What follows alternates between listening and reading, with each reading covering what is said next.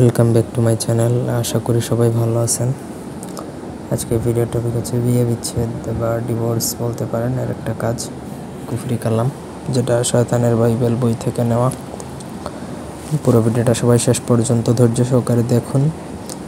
ব্যক্তিগত যে কোনো প্রয়োজন বা যে কোনো কাজের জন্য স্ক্রিনে দেওয়া নাম্বারে সরাসরি ফোনে বা হোয়াটসঅ্যাপে যোগাযোগ করে যে কোনো কাজ করাতে পারবেন, দেশে বা দেশের বাইরে থেকে। আমার চ্যানেলটা সাবস্ক্রাইব করতে পারেন এই ধরনের ভিডিওর জন্য। স্ক্রিনে দেখুন যেই নকশাটা দেওয়া, যেই দৈত্য বা দেওয়ার যেই নকশা, সেটা আপনাকে প্রথমত লিখতে হবে বা লেখা শিখতে হবে।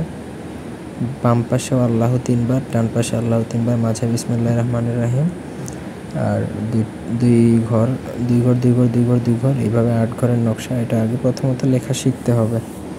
ভোজপাতার মধ্যে আপনাকে কেশরের কালি দ্বারা লিখতে হবে, অথবা লাল চন্দন, অরিজিনাল লাল চন্দন দ্বারা লিখলেও হবে।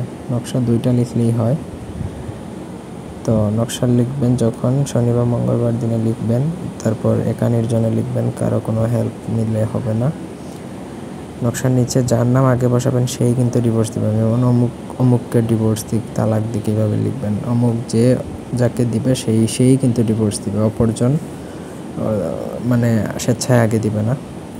তো একজনে দিলেই অপরজনেরও হয়ে যাবে।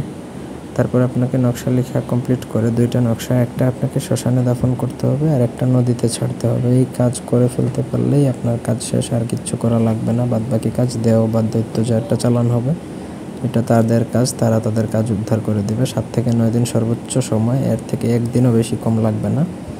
এর মধ্যেই আপনার কাজ হয়ে যাবে ইনশাল্লাহ। তো অন্যায়ভাবে করবেন না, আমার অনুমতি নেবেন।